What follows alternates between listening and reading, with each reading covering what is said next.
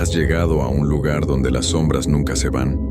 Aquí escucharás relatos que perturbarán tu mente y te harán temer al silencio. Antes de comenzar, no olvides dejar tu like y comentar desde dónde nos estás viendo. Ahora sí, comencemos.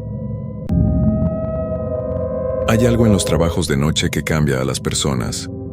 No es solo el cansancio o la falta de sueño, es algo más profundo, algo que te hace ver cosas que otros no ven durante el día. Los que trabajamos en horarios nocturnos sabemos que el mundo es diferente cuando el sol se oculta.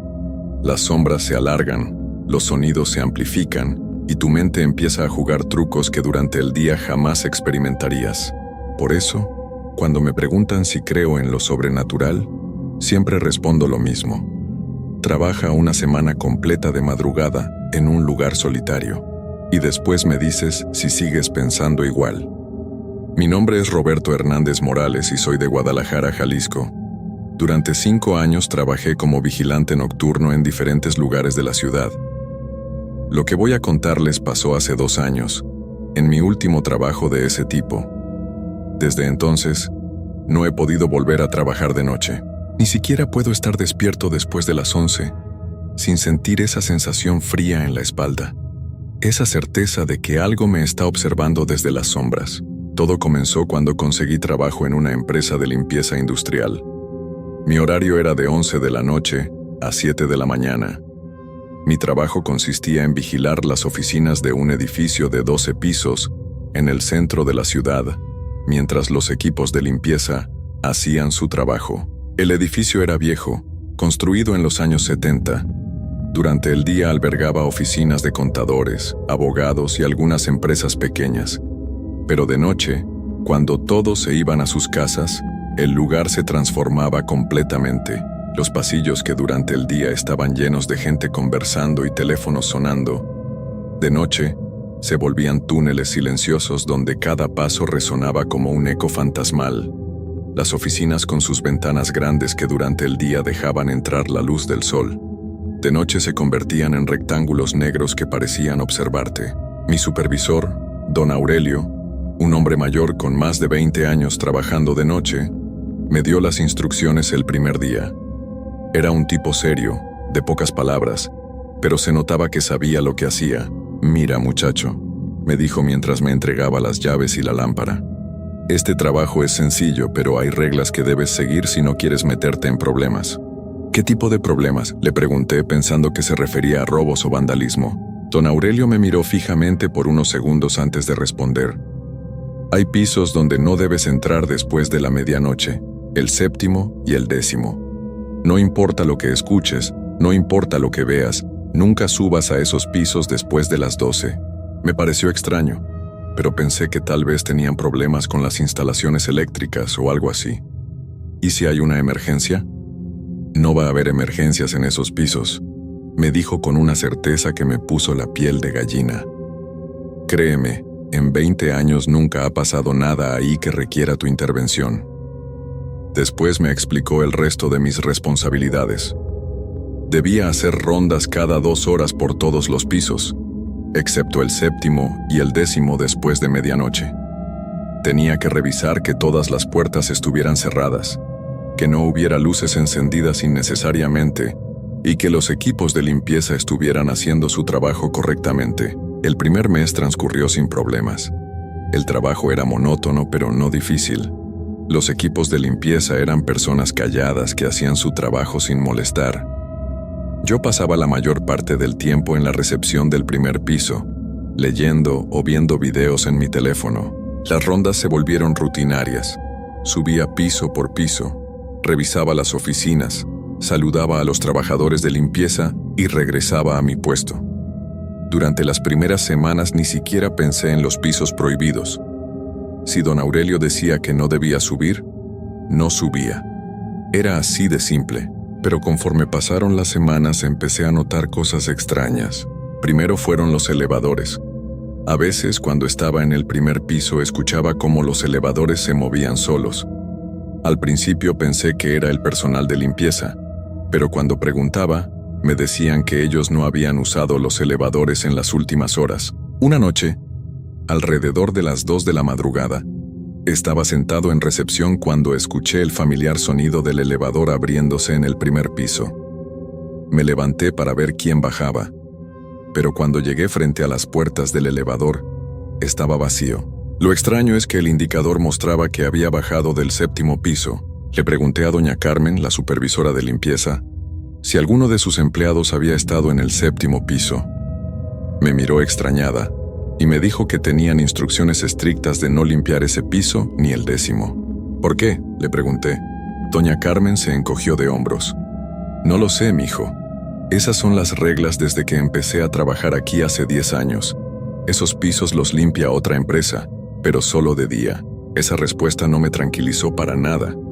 Si nadie subía a esos pisos de noche, ¿quién había llamado el elevador? A partir de esa noche, empecé a prestar más atención a los sonidos del edificio.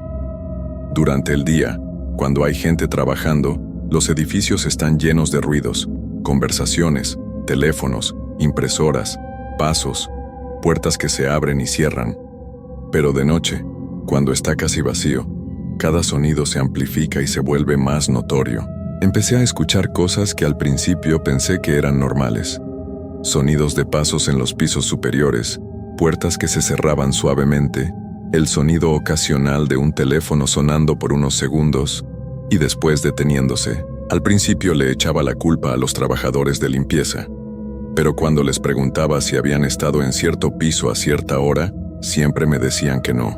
Una noche, durante mi tercera ronda alrededor de las 4 de la mañana, decidí contar exactamente cuántos trabajadores de limpieza había en el edificio. Subí piso por piso y conté a cada persona que encontré. En total había 6 personas trabajando esa noche. Todas estaban en los pisos del 2º al 6º, y en los pisos 8º, 9º, 11º y 12º. Pero cuando bajé al primer piso, claramente escuché pasos en el 7º piso. Pasos lentos, constantes, como si alguien estuviera caminando de una oficina a otra. Me quedé parado frente a los elevadores por casi 10 minutos, solo escuchando. Los pasos continuaron por un rato y después se detuvieron abruptamente. Esa noche no pude dormir cuando llegué a mi casa. No podía quitarme de la cabeza el sonido de esos pasos. Eran pasos humanos, sin duda, pero no había nadie en ese piso. Al día siguiente le pregunté a don Aurelio sobre los pisos 7º y 10º. Quería saber por qué estaban prohibidos, qué tipo de oficinas había ahí, quién los limpiaba durante el día. Don Aurelio se puso serio cuando le hice esas preguntas. Roberto, te dije que había reglas. No preguntes sobre esos pisos. Solo haz tu trabajo y no te metas en problemas. Pero don Aurelio, escucho ruidos ahí de noche. ¿No debería revisar que todo esté bien? No, me dijo con firmeza. Pase lo que pase, no subas a esos pisos después de medianoche. Si escuchas ruidos, ignóralos.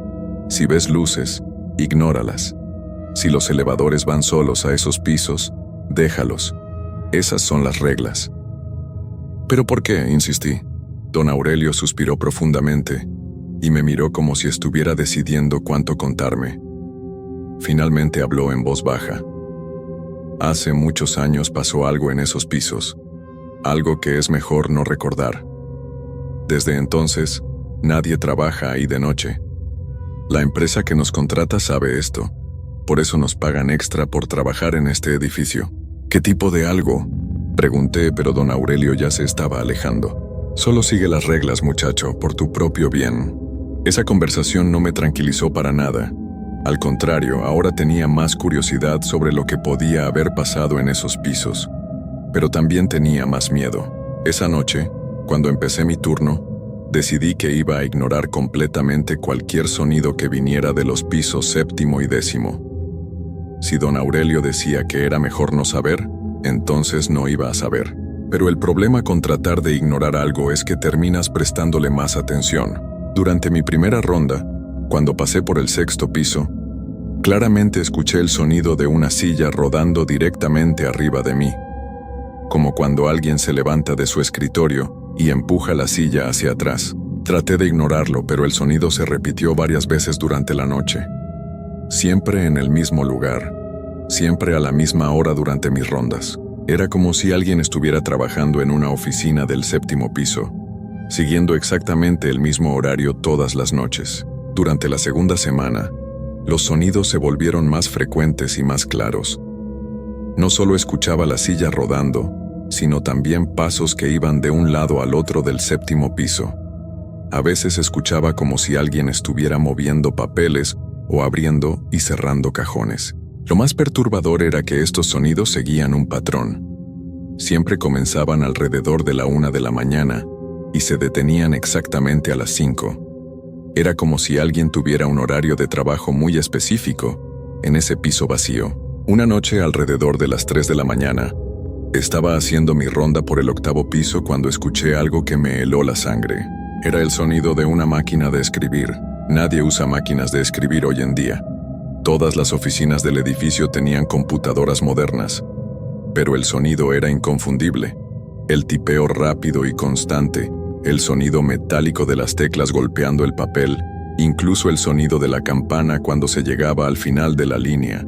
El sonido venía claramente del 7º piso, directamente debajo de donde yo estaba parado. Me quedé inmóvil, escuchando. La máquina de escribir continuó por unos 5 minutos. Después se detuvo. Unos segundos después escuché el sonido de papel siendo arrancado de la máquina. Después silencio total.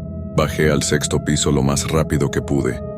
No quería estar cerca del 7º piso cuando fuera lo que fuera que estaba ahí arriba decidiera moverse. Al día siguiente le conté a doña Carmen sobre los sonidos de la máquina de escribir. Ella se puso pálida cuando se lo dije. «Ay, mijo», me dijo en voz baja, «no me digas esas cosas. Ya bastante miedo me da trabajar aquí de noche». «¿Usted también ha escuchado cosas?», le pregunté. Doña Carmen miró alrededor para asegurarse de que nadie más estuviera escuchando. «Todos hemos escuchado cosas. Por eso la mayoría de la gente no dura mucho trabajando aquí de noche. Pero es mejor no hablar de eso». «¿Por qué? ¿Qué pasó en esos pisos?». «No sé exactamente qué pasó», me dijo. «Pero mi hermana trabajó aquí hace como 15 años. Ella me contó que en el 7º piso había una oficina de contadores. Un contador y su secretaria trabajaban ahí solos. Siempre se quedaban hasta muy tarde». «¿Y qué les pasó?». Doña Carmen se acercó más y habló casi en susurro. «Una noche los encontraron. Simplemente desaparecieron. Sus cosas estaban ahí, sus abrigos colgados en las sillas, las computadoras encendidas, incluso había café caliente en sus escritorios. Pero ellos no estaban». Sentí un escalofrío recorrer mi espalda. ¿Los encontraron después? «Nunca», me dijo doña Carmen. «La policía investigó por meses.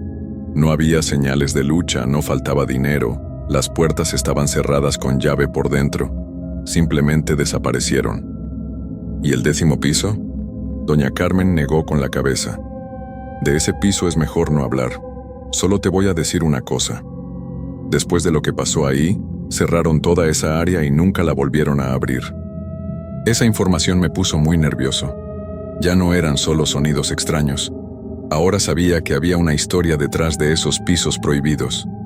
Una historia que aparentemente nadie quería contar completa. Esa noche decidí hacer algo que sabía que no debía hacer.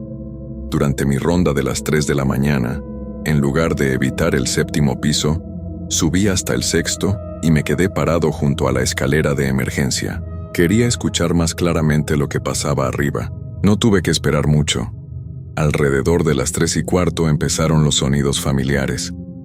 Primero los pasos, después el sonido de la silla, después papeles moviéndose, pero esta vez escuché algo más, algo que me hizo temblar. Escuché voces. No podía entender lo que decían porque el sonido era muy débil, pero definitivamente eran voces humanas. Una voz de hombre y una voz de mujer. Hablaban en tono normal, como si estuvieran teniendo una conversación de trabajo. La conversación duró unos 10 minutos. Después escuché el sonido familiar de la máquina de escribir. Me quedé ahí parado escuchando, con el corazón latiéndome tan fuerte que pensé que se iba a escuchar en todo el edificio. Después de media hora de escuchar los sonidos de oficina, todo se detuvo abruptamente, como si alguien hubiera apagado un radio. Bajé corriendo al primer piso y me quedé ahí hasta que terminó mi turno. No podía quitarme de la cabeza esas voces. Sonaban tan reales, tan normales, como si fueran personas vivas trabajando en una oficina normal. pero no había nadie ahí. Los siguientes días traté de convencerme de que todo estaba en mi imaginación, que el cansancio y el trabajo nocturno me estaban afectando, que las voces eran ruidos del edificio que mi cerebro interpretaba como conversaciones. Pero en el fondo sabía que lo que había escuchado era real. Durante la tercera semana, decidí hacer un experimento. Quería confirmar si los sonidos seguían realmente un patrón o si era casualidad. Empecé a anotar exactamente qué escuchaba y a qué hora. Llevé un pequeño cuaderno donde escribía cada sonido. Pasos a la 1:05, silla rodando a la 1:10, papeles moviéndose a la 1:15, voces a las 3:15, máquina de escribir a las 3:30. Después de una semana de observaciones, el patrón era claro. Los sonidos ocurrían exactamente a las mismas horas todas las noches. No había variación de ni siquiera un minuto. Era como si alguien estuviera reviviendo exactamente la misma rutina de trabajo, noche tras noche. Eso me asustó más que cualquier otra cosa. Los fantasmas, si es que existían, no seguían horarios de oficina. Lo que fuera que estaba pasando en el 7º piso era diferente. Una noche, durante mi 4ª semana de trabajo, algo cambió. Estaba haciendo mi ronda de las 5 de la mañana, cuando noté que las luces del 7º piso estaban encendidas. Desde la calle se podía ver que todas las ventanas del 7º piso estaban iluminadas, como si alguien estuviera trabajando ahí. Corrí hasta el primer piso y llamé inmediatamente a don Aurelio. Eran las 5:30 de la mañana, pero esto era una emergencia. Don Aurelio, le dije cuando contestó el teléfono. Las luces del 7º piso están encendidas. Hubo un silencio largo del otro lado de la línea. ¿Estás seguro? Completamente seguro, se ven desde la calle. Roberto, me dijo con una voz que sonaba cansada y preocupada. Quiero que hagas exactamente lo que te voy a decir. No subas a ese piso, no uses los elevadores. Baja a la calle y espérame ahí. Voy para allá. Pero don Aurelio, haz lo que te digo, me gritó. Sal del edificio ahora. Colgó el teléfono. Nunca había escuchado a don Aurelio tan alterado. Su reacción me asustó más que las luces encendidas. Tomé mis cosas y bajé corriendo a la calle. Desde la acera, miré hacia arriba al 7º piso. Las luces seguían encendidas. Podía ver sombras moviéndose detrás de las ventanas, como si varias personas estuvieran trabajando ahí. Don Aurelio llegó 20 minutos después. Cuando salió de su carro, también miró hacia el 7º piso. Su expresión se puso muy seria. Roberto, me dijo, tu trabajo aquí terminó, te voy a transferir a otro edificio. ¿Por qué? ¿Qué está pasando? Don Aurelio negó con la cabeza. Hay cosas que es mejor no saber, pero cuando las luces de ese piso se encienden solas, significa que es hora de irse. ¿Esto ha pasado antes? Sí, me dijo. Y cada vez que pasa, el vigilante nocturno renuncia o lo transferimos. Nadie puede trabajar aquí después de ver esas luces. Miré una vez más hacia el 7º piso. Las luces seguían encendidas y las sombras seguían moviéndose detrás de las ventanas. Don Aurelio, le dije, ¿qué pasó realmente en esos pisos? Don Aurelio suspiró profundamente. Roberto, hay historias que es mejor no contar. Pero te voy a decir una cosa. Algunas personas nunca se van realmente de los lugares donde trabajaban, especialmente si algo muy malo les pasó ahí. Esa fue la última noche que trabajé en ese edificio. Don Aurelio cumplió su palabra y me transfirió a otro lugar. Pero lo que pasó después me demostró que no puedes simplemente alejarte de algunas experiencias. Empezaron a pasar cosas extrañas en mi nuevo trabajo también. Don Aurelio me asignó a un centro comercial en la zona norte de la ciudad. El trabajo era similar. Vigilante nocturno, hacer rondas, supervisar que todo estuviera en orden. Parecía un lugar normal, mucho más moderno que el edificio anterior. Al principio pensé que todo iba a estar bien. El centro comercial era nuevo, bien iluminado, sin esa sensación pesada que tenía el edificio anterior. Durante las primeras noches todo transcurrió con normalidad, pero durante la segunda semana empecé a notar algo inquietante. Cuando hacía mis rondas por el 2º piso, siempre sentía como si alguien me estuviera siguiendo. Al principio pensé que era solo nerviosismo por lo que había pasado en mi trabajo anterior, pero la sensación se volvía más fuerte cada noche. Era una sensación física muy real, como cuando sabes que alguien te está mirando desde atrás, pero cuando volteas no hay nadie ahí. Una noche, mientras revisaba las tiendas del segundo piso, claramente escuché pasos detrás de mí. Pasos que coincidían perfectamente con los míos, como si alguien estuviera tratando de caminar al mismo ritmo para que no los notara. Me detuve bruscamente y volteé. El pasillo estaba vacío, pero cuando volví a caminar los pasos regresaron. Esto pasó varias veces durante esa noche. Siempre los mismos pasos siguiéndome, siempre desapareciendo cuando me detenía. Al final de mi turno estaba tan nervioso que llamé a don Aurelio. «Don Aurelio», le dije, «creo que estoy escuchando cosas en el centro comercial también». Hubo un silencio largo del otro lado de la línea. ¿Qué tipo de cosas? Pasos que me siguen, como si alguien estuviera caminando detrás de mí. «Roberto», me dijo don Aurelio con una voz preocupada, «necesito que vengas a mi oficina hoy en la tarde. Tenemos que hablar». Cuando llegué a su oficina, don Aurelio se veía más viejo y más cansado de lo que lo recordaba. Me hizo sentarme y me sirvió un café. «Roberto», me dijo, «voy a contarte algo que nunca le he dicho a nadie, pero creo que es importante que lo sepas». «¿Qué cosa?». Don Aurelio se acercó y habló en voz muy baja. «Lo que pasó en el edificio anterior no fue la primera vez que ocurre algo así. En 20 años trabajando en vigilancia nocturna, he visto cosas que no tienen explicación lógica». «¿Qué tipo de cosas?». «Edificios donde pasan cosas extrañas, lugares donde la gente desaparece, sonidos que no deberían existir. Y he notado un patrón. Una vez que alguien trabaja en uno de esos lugares, parece que las cosas raras lo empiezan a seguir». Sentí un escalofrío recorrer mi espalda. «¿Me está diciendo que lo que pasó en el edificio me está siguiendo?». «No lo sé con certeza», me dijo don Aurelio. «Pero he visto esto antes. Trabajadores que después de trabajar en ciertos lugares, empiezan a experimentar cosas extrañas en cualquier sitio donde trabajen de noche». «¿Por qué?». Don Aurelio negó con la cabeza. «No tengo respuestas, solo teorías. Pero creo que algunas personas, después de exponerse a ciertas cosas, se vuelven más sensibles a lo sobrenatural, como si hubieran abierto una puerta que ya no se puede cerrar». Esa conversación me aterró más de lo que esperaba. La posibilidad de que lo que fuera que había experimentado en el edificio anterior me hubiera marcado de alguna manera era algo que no había considerado. Esa noche regresé al centro comercial con mucho miedo, pero decidí que no iba a dejar que mi imaginación me controlara. Iba a hacer mi trabajo normalmente y a ignorar cualquier cosa extraña que pudiera pasar. Pero las cosas no mejoraron. Al contrario, empeoraron. Durante mi ronda de las 2 de la mañana, mientras revisaba las tiendas del primer piso, escuché música viniendo de una de las tiendas cerradas. Era música suave, como la música que ponen en las tiendas de ropa durante el día. Pero la tienda estaba cerrada, con las cortinas metálicas bajadas y sin electricidad.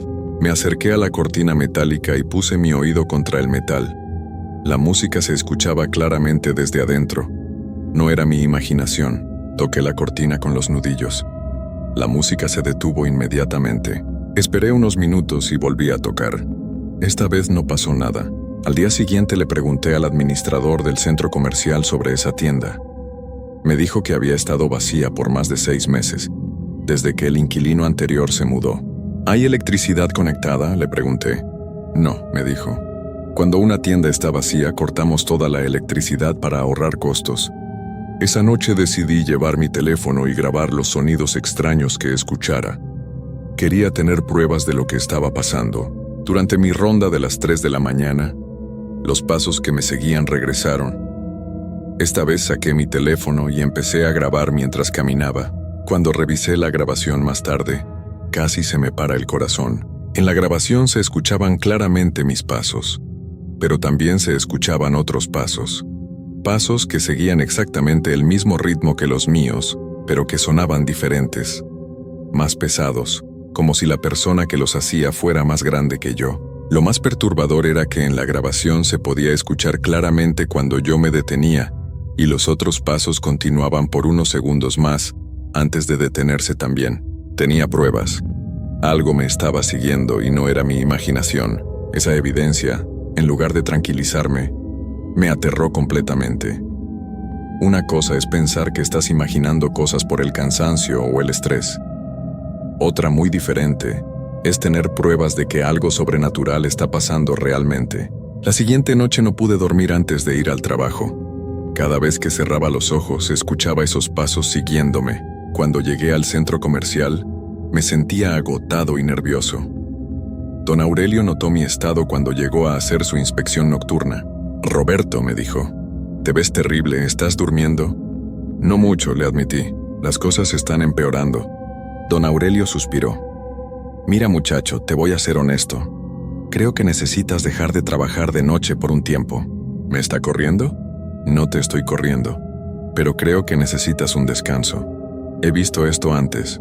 Cuando alguien se expone a ciertas cosas, a veces necesita alejarse completamente de los trabajos nocturnos por un periodo». «¿Y después qué? ¿Puedo volver a trabajar de noche?» Don Aurelio me miró con tristeza. «Roberto, te voy a decir la verdad. De los 5 vigilantes que han trabajado en lugares como el edificio anterior, solo uno pudo volver a trabajar de noche normalmente. Los otros 4 nunca pudieron regresar». «¿Qué les pasó?» «2 de ellos tuvieron que cambiar completamente de trabajo. Uno se mudó de ciudad y uno...» Don Aurelio no terminó la frase, pero su expresión me dijo todo lo que necesitaba saber. Esa noche fue mi última noche trabajando en el centro comercial. Durante mi última ronda, a las 5 de la mañana, pasó algo que confirmó todos mis peores miedos. Estaba caminando por el segundo piso, cuando escuché una voz detrás de mí, una voz clara, humana, que decía mi nombre, «Roberto». Me volteé inmediatamente. El pasillo estaba vacío, pero la voz había sonado tan cerca que sentí como si alguien me hubiera hablado al oído. «Roberto», la voz se repitió. Esta vez venía de una dirección diferente. Empecé a caminar más rápido hacia la salida, pero la voz me siguió. «Roberto, Roberto, Roberto». La voz se repetía cada pocos segundos, siempre desde una dirección diferente. A veces sonaba como si viniera de arriba, otras veces de los lados, otras veces como si viniera de las tiendas cerradas. Corrí hacia la salida. La voz me siguió hasta que salí del edificio. Una vez afuera, todo se detuvo. Esa fue la última vez que trabajé de noche. Han pasado 2 años desde entonces y las cosas no han mejorado. Al contrario, han empeorado de maneras que nunca imaginé. Ahora trabajo en un supermercado durante el día. Es un trabajo normal, con gente normal, en horarios normales. Pensé que eso iba a ser suficiente para que todo regresara a la normalidad, pero me equivoqué. Las cosas que experimenté durante esos meses trabajando de noche cambiaron algo en mí. Como dijo don Aurelio, es como si hubiera abierto una puerta que ya no se puede cerrar. Ahora, incluso durante el día, a veces veo cosas que otros no ven. Sombras que se mueven cuando no deberían moverse. Personas que están ahí por un segundo y desaparecen cuando volteo a verlas directamente. Pero lo peor pasa de noche, cuando estoy en mi casa. Desde que dejé de trabajar de noche, no puedo estar despierto después de las 11 sin sentir esa presencia familiar siguiéndome. Los mismos pasos que me seguían en el centro comercial ahora me siguen en mi propia casa. A veces, cuando estoy viendo televisión en la sala, escucho pasos en el segundo piso. Cuando subo a revisar, no hay nadie ahí, pero puedo sentir que alguien acaba de estar en ese lugar. Mi esposa empezó a notarlo también.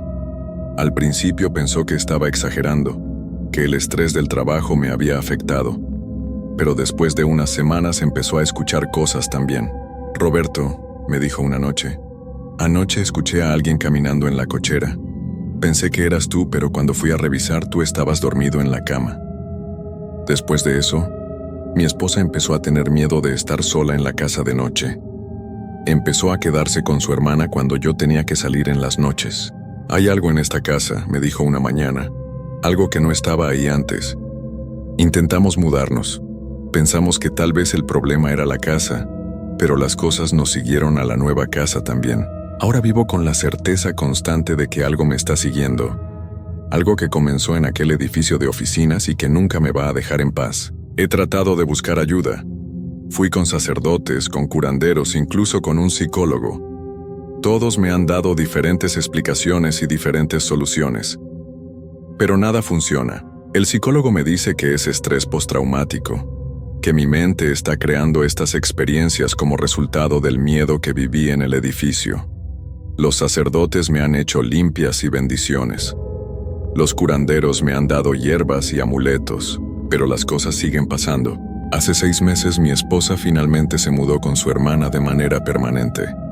No pudo soportar más vivir con el miedo constante. Roberto me dijo el día que se fue: te amo, pero no puedo vivir así. Hay algo en tu vida que no es normal y está afectando la mía también. Pero yo no escogí esto, le dije. Esto me está pasando a mí también. Lo sé, me dijo con lágrimas en los ojos. Pero no puedo ayudarte con algo que no entiendo, y no puedo vivir con miedo todas las noches. Desde que mi esposa se fue, las cosas han empeorado mucho más. Ahora cuando estoy solo en la casa, los sonidos son más fuertes y más frecuentes. Los pasos ya no solo los escucho de noche. A veces los escucho en las tardes, cuando llego del trabajo, y hay algo nuevo, algo que me tiene completamente aterrorizado. A veces cuando estoy viendo televisión o cocinando, siento como si alguien me estuviera tocando el hombro. Un toque suave, como cuando alguien quiere llamar tu atención. Pero cuando volteo no hay nadie ahí. Esto comenzó a pasar hace 3 meses, y cada vez es más frecuente. Ahora pasa varias veces al día. Lo más perturbador es que el toque se siente completamente real. No es mi imaginación. Puedo sentir físicamente cuando algo me toca. Hace 2 semanas decidí instalar cámaras de seguridad en toda la casa. Pensé que tal vez las cámaras podrían captar algo que explicara lo que estaba pasando. Las cámaras han captado cosas que desearía no haber visto nunca. En las grabaciones se puede ver claramente cuando yo reacciono a los toques en el hombro. Se ve como volteo bruscamente, como si alguien acabara de tocarme. Pero en la grabación no hay nadie cerca de mí. Pero eso no es lo peor. En algunas grabaciones se pueden ver sombras moviéndose por la casa cuando yo no estoy. Sombras que no corresponden a ningún objeto o mueble. Sombras que parecen tener forma humana y que se mueven con propósito, como si fueran personas caminando por mi casa. Una noche, cuando revisé las grabaciones del día anterior, vi algo que me hizo sentir como si me hubieran echado agua helada. En la grabación de mi recámara, se podía ver claramente una figura oscura parada junto a mi cama mientras yo dormía. La figura estuvo ahí por casi 2 horas, simplemente observándome dormir. Esa noche no pude dormir. Me quedé despierto sentado en la sala viendo las cámaras en tiempo real en mi teléfono, y vi como la misma figura aparecía en diferentes cámaras, moviéndose por la casa, siempre manteniéndose en lugares donde no pudiera verla directamente. Hace una semana llamé a don Aurelio. No había hablado con él desde que dejé el trabajo en el centro comercial.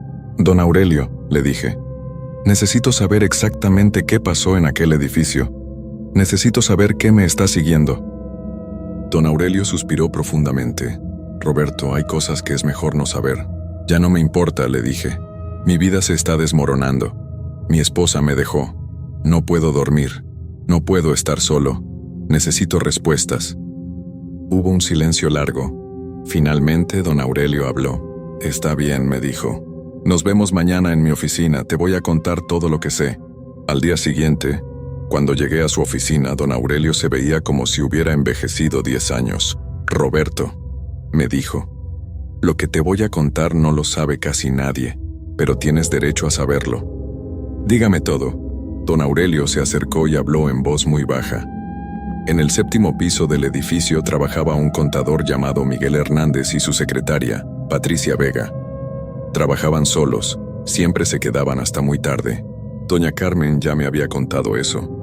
Lo que doña Carmen no sabe es lo que realmente les pasó, me dijo don Aurelio.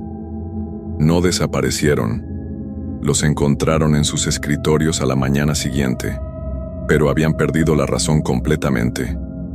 Sentí un escalofrío recorrer mi espalda. ¿Qué quiere decir? Estaban sentados en sus escritorios trabajando normalmente, pero no respondían cuando les hablaban. No comían, no bebían agua, no iban al baño. Solo trabajaban. Miguel escribía en una máquina de escribir que no funcionaba. Patricia contestaba teléfonos que no sonaban. ¿Qué les pasó después? Los llevaron a un hospital psiquiátrico. Estuvieron internados por 6 meses. Los doctores nunca pudieron explicar qué les había pasado. Finalmente los dieron de alta, pero nunca volvieron a ser los mismos. ¿Dónde están ahora? Don Aurelio me miró con tristeza. Roberto, ellos no salieron realmente de ese edificio. Sus cuerpos salieron, pero sus mentes se quedaron ahí. Siguen trabajando en el 7º piso todas las noches, cumpliendo el mismo horario que tenían cuando estaban vivos. ¿Qué quiere decir con cuando estaban vivos? Miguel y Patricia regresaron al edificio 6 meses después de salir del hospital. Los encontraron en el 7º piso a la mañana siguiente. Esta vez realmente habían desaparecido, pero no de la manera que pensaríamos. Se habían quedado ahí para siempre. No podía creer lo que estaba escuchando. ¿Y el 10º piso? En el 10º piso pasó algo similar, pero con más personas. Una oficina completa de 12 empleados. Todos perdieron la razón en la misma noche, y todos regresaron al edificio después de ser dados de alta del hospital. ¿Por qué me está pasando esto a mí? Don Aurelio negó con la cabeza. No lo sé exactamente, pero creo que Miguel y Patricia te marcaron esa noche cuando escuchaste sus voces. Creo que te reconocieron como alguien que podía escucharlos, y ahora quieren que te quedes con ellos. ¿Qué quiere decir? Roberto, me dijo don Aurelio con una expresión de profunda preocupación. Los otros vigilantes que trabajaron en ese edificio y que experimentaron lo mismo que tú, eventualmente regresaron. ¿Regresaron a dónde? Al edificio. Todos regresaron al edificio una noche. Los encontraron a la mañana siguiente sentados en escritorios vacíos, trabajando en computadoras apagadas. Sentí como si el mundo se hubiera detenido. ¿Están diciendo que voy a terminar como ellos? No lo sé, me dijo don Aurelio. Pero Roberto, hay algo más que necesitas saber. El edificio fue demolido hace 3 meses. ¿Qué? La empresa dueña del edificio decidió demolerlo después de que nadie quisiera rentar las oficinas. Pero los trabajadores de demolición reportaron cosas extrañas. Escuchaban voces y sonidos de oficina viniendo de los escombros. Algunos trabajadores renunciaron porque no podían soportar la sensación de que alguien los estaba observando. ¿Y ahora qué? Don Aurelio me miró con una expresión que nunca olvidaré. Roberto, creo que cuando demolieron el edificio, liberaron a lo que fuera que estaba atrapado ahí. Y ahora te está buscando más activamente. Esa conversación fue hace 5 días. Desde entonces las cosas han llegado a un punto en el que ya no puedo vivir así. Anoche, mientras estaba acostado tratando de dormir, escuché claramente la voz de un hombre y una mujer conversando en mi sala. Era la misma conversación que había escuchado tantas veces en el 7º piso del edificio. Bajé a revisar. No había nadie en la sala, pero cuando regresé a mi recámara había 2 sillas puestas frente a mi cama. Sillas que yo no había puesto ahí. En una de las sillas había una máquina de escribir vieja. En la otra había un teléfono antiguo. Esta mañana, cuando me desperté, las sillas seguían ahí. Pero ahora hay papeles en la máquina de escribir. Papeles con texto que no recuerdo haber escrito. El texto dice lo mismo una y otra vez. Es hora de venir a trabajar. Es hora de venir a trabajar. Es hora de venir a trabajar. Estoy grabando esta historia porque sé que no tengo mucho tiempo. Puedo sentir que Miguel y Patricia se están acercando más. Puedo sentir que pronto van a pedirme que me una a ellos. Anoche soñé que estaba sentado en un escritorio en el 7º piso, escribiendo en la máquina de escribir, mientras Patricia contestaba el teléfono que no sonaba. En el sueño me sentía en paz, como si finalmente hubiera encontrado el lugar donde pertenecía. Cuando me desperté, mis manos estaban manchadas de tinta de máquina de escribir. No sé cuándo va a pasar, pero sé que va a pasar pronto. Puedo sentirlo. Si alguien escucha esta historia, quiero que sepan que lo que les pasó a Miguel, a Patricia y a los otros empleados del edificio no fue su elección. Y lo que me va a pasar a mí tampoco es mi elección. Hay trabajos que nunca terminan, incluso después de que el edificio donde los hacías ya no existe. Hay responsabilidades que te siguen más allá de la vida. Y hay personas que, una vez que te escuchan y te ven, nunca te van a dejar ir. Ayer por la noche encontré una dirección escrita en mi mano con tinta de máquina de escribir. Es la dirección donde solía estar el edificio demolido. Sé que esta noche voy a ir ahí. No porque quiera, sino porque ya no tengo elección. Miguel y Patricia han estado esperando por mí durante 2 años. Y finalmente es hora de ir a trabajar. Si encuentran esta grabación, no traten de buscarme. Y si alguna vez tienen la oportunidad de trabajar de noche en un lugar donde han pasado cosas extrañas, no lo hagan. Porque una vez que cruzas esa línea, una vez que ves y escuchas cosas que otros no pueden ver ni escuchar, nunca puedes regresar a una vida normal y eventualmente vas a tener que ir a trabajar para siempre.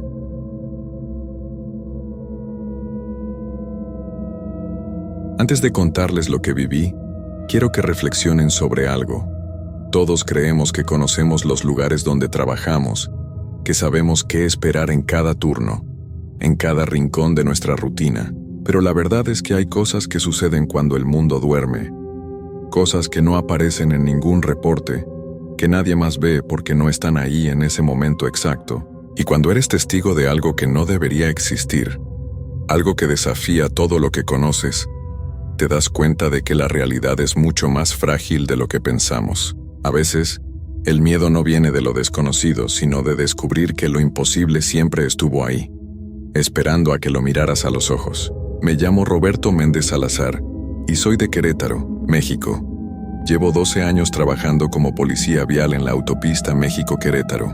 He visto de todo en esta carretera: accidentes terribles, personas perdidas, situaciones extrañas que uno intenta olvidar, pero nada, absolutamente nada, me preparó para lo que empezó a suceder hace 6 meses en el kilómetro 183.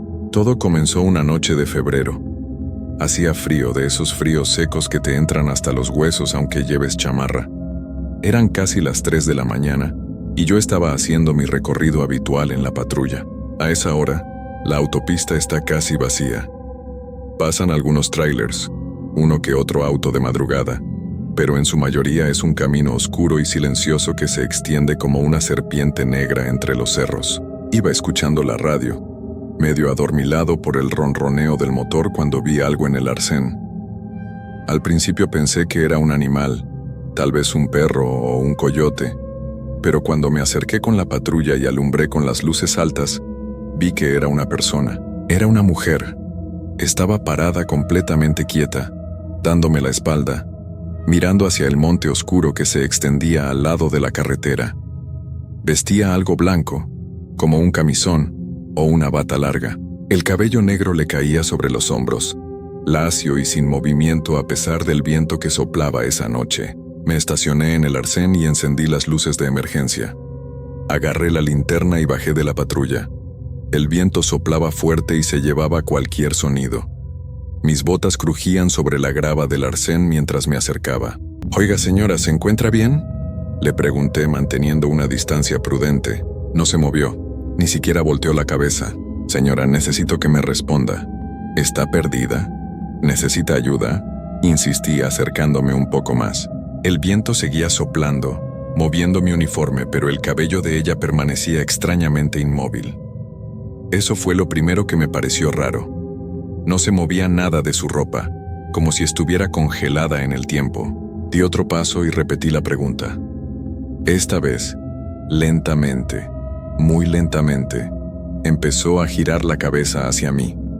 No movió el cuerpo, solo la cabeza, y lo hizo de una forma que no era natural, como si tuviera demasiadas articulaciones en el cuello. Cuando vi su rostro, sentí que algo se rompía dentro de mí. No tenía ojos. Los huecos estaban ahí, 2 cavidades oscuras y profundas, pero vacías. Su boca estaba abierta, demasiado abierta, como si la mandíbula estuviera descolgada, y de esa boca salía un sonido, un gemido bajo y continuo que me llenó de un terror que nunca había sentido. Retrocedí tropezando con mis propios pies. La linterna se me cayó al suelo y rodó, iluminando de forma errática el pavimento, su figura, el monte. En ese segundo de luz intermitente, la vi moverse. No caminaba, se deslizaba hacia mí sin mover las piernas, flotando a unos centímetros del suelo. Corrí hacia la patrulla más rápido de lo que he corrido en mi vida. Mis manos temblaban tanto que casi no pude abrir la puerta. Me metí de un salto, cerré de un golpe y puse el seguro. Mi respiración era agitada. El corazón me latía tan fuerte que sentía que se me iba a salir del pecho. Miré por el espejo retrovisor. Ella estaba ahí parada junto a mi ventana del lado del conductor. No la había visto acercarse, simplemente apareció ahí. Su cara sin ojos estaba pegada al vidrio, mirándome, aunque no tuviera nada con qué mirar. Arranqué la patrulla tan rápido que las llantas rechinaron. Aceleré sin mirar atrás, con las manos aferradas al volante y lágrimas de miedo corriendo por mi cara. No paré hasta llegar a la caseta de cobro del kilómetro 190, donde había luz y otras personas. Cuando llegué, el compañero que estaba de turno, Javier Ruiz, se asustó al verme. Me preguntó qué me había pasado. Estaba pálido, sudando frío a pesar del clima helado, temblando. Le conté lo que había visto, pero mientras hablaba, me di cuenta de lo absurdo que sonaba. Una mujer sin ojos que flotaba en la autopista. ¿Quién me iba a creer? Javier me miró con preocupación. Me dijo que tal vez había tenido un microsueño, que a veces pasa en los turnos de noche, que mi mente me había jugado una mala pasada. Me ofreció un café y me dijo que descansara un rato antes de seguir el recorrido. Quise creerle. Dios sabe que quise creerle, pero en el fondo sabía que lo que vi fue real, tan real como el miedo que todavía sentía en cada parte de mi cuerpo. Me quedé en la caseta hasta que amaneció. No quise volver a ese tramo de carretera esa noche. Cuando salió el sol y terminó mi turno, me fui directo a casa. No le conté nada a mi esposa, Marta. ¿Cómo le iba a explicar algo así? Simplemente me metí a bañar, intentando quitarme de encima la sensación de suciedad y miedo que sentía en la piel. Los siguientes días intenté olvidarlo. Me decía a mí mismo que Javier tenía razón, que había sido el cansancio, una alucinación por falta de sueño. Pero cada vez que tenía turno nocturno y tenía que pasar por el kilómetro 183, sentía una ansiedad terrible. Aceleraba al pasar por ahí, mirando de reojo el arcén, esperando y temiendo verla de nuevo. Pasaron 2 semanas sin que nada sucediera. Empecé a relajarme un poco, a pensar que realmente había sido mi imaginación. Hasta que una noche, mi compañero Luis Hernández me llamó por radio. Su voz sonaba alterada, asustada. «Roberto, ¿puedes venir al kilómetro 183? Hay algo aquí que necesitas ver», me dijo por la radio. Su voz temblaba. El estómago se me cayó al suelo. No quería ir. Todo en mí me decía que no fuera. Pero era mi compañero y sonaba realmente asustado. No podía dejarlo solo. «Voy para allá», respondí, aunque cada palabra me costaba un esfuerzo enorme. Conduje despacio hacia ese punto, con todos los músculos del cuerpo tensos. Cuando llegué, vi la patrulla de Luis estacionada en el arcén con las luces encendidas. Él estaba parado junto al vehículo, alumbrando con su linterna hacia el monte. Me estacioné detrás de su patrulla y bajé. Luis volteó a verme y vi que estaba pálido. En sus ojos había un terror que reconocí inmediatamente porque era el mismo que yo había sentido. «¿Qué pasa?», le pregunté, aunque una parte de mí ya lo sabía. «La vi, Roberto. Vi a la mujer de blanco. Estaba ahí parada, exactamente como me contaste, sin ojos, con la boca abierta», me dijo con voz quebrada. Sentí que el mundo se me venía encima. No había sido mi imaginación, era real. Alguien más la había visto. «¿Dónde está ahora?», pregunté mirando hacia todos lados. Desapareció cuando me acerqué. «Pero Roberto, hay algo más. Ven, tienes que ver esto», dijo, y empezó a caminar hacia el borde de la autopista. Lo seguí con piernas temblorosas. Luis alumbró con su linterna hacia abajo, al barranco que se formaba al lado de la carretera. Ahí, entre los arbustos y las rocas, había algo blanco. Bajamos con cuidado por la pendiente. Cuando llegamos, Luis alumbró directamente lo que había visto. Era ropa. Una bata de hospital vieja y manchada, tirada entre las piedras. Y junto a ella, medio enterrado en la tierra, había un zapato de mujer. Llamamos a la central. Les dijimos que habíamos encontrado evidencia de algo extraño en el kilómetro 183. Vinieron más patrullas y hasta un equipo de investigación. Buscaron toda la zona durante horas. No encontraron nada más. Solo esa bata y ese zapato. Nadie reportado como desaparecido, ningún accidente registrado en esa zona. Era como si esas cosas hubieran aparecido de la nada. Pero lo peor vino después. Un compañero más viejo, Tomás Fuentes, que llevaba 30 años trabajando en la autopista, nos llevó aparte a Luis y a mí. Nos dijo que teníamos que hablar. Nos sentamos en su patrulla lejos de los demás. Tomás nos miró con una expresión seria que nunca le había visto. No son los primeros que la ven, nos dijo. Luis y yo nos miramos. ¿Qué quieres decir?, pregunté. Lleva años apareciendo en ese tramo, desde antes de que yo empezara a trabajar aquí. Mi supervisor me lo contó cuando era novato. Me dijo que nunca me acercara a ella, que nunca intentara ayudarla, que solo siguiera manejando si la veía, nos explicó Tomás. ¿Y por qué no nos dijeron nada antes? ¿Por qué no nos advirtieron?, preguntó Luis molesto. Porque nadie nos cree, porque suena a locura, porque si lo reportas oficialmente te mandan al psicólogo y te pueden quitar el trabajo. Es algo que se sabe entre los que llevamos muchos años aquí, pero no se habla. No se puede hablar, dijo Tomás, encendiendo un cigarro con manos temblorosas. ¿Qué es? ¿Quién es?, pregunté, aunque no estaba seguro de querer saber la respuesta. Nadie lo sabe con certeza. Hay historias, rumores. Algunos dicen que hace muchos años hubo un accidente horrible ahí. Un autobús que transportaba pacientes de un hospital psiquiátrico se salió de la carretera y cayó al barranco. Hubo muchas víctimas. Otros dicen que es el espíritu de una mujer que fue dejada en la carretera por su familia, que se fue caminando hacia el monte y nunca regresó. La verdad es que nadie sabe, pero todos los que la han visto coinciden en lo mismo. La mujer de blanco sin ojos, y siempre en el mismo lugar, nos contó Tomás. ¿Qué le pasa a los que se le acercan?, preguntó Luis. Tomás nos miró con una expresión sombría. Algunos renuncian y nunca vuelven. Otros se enferman, les da algo en el corazón, en la cabeza.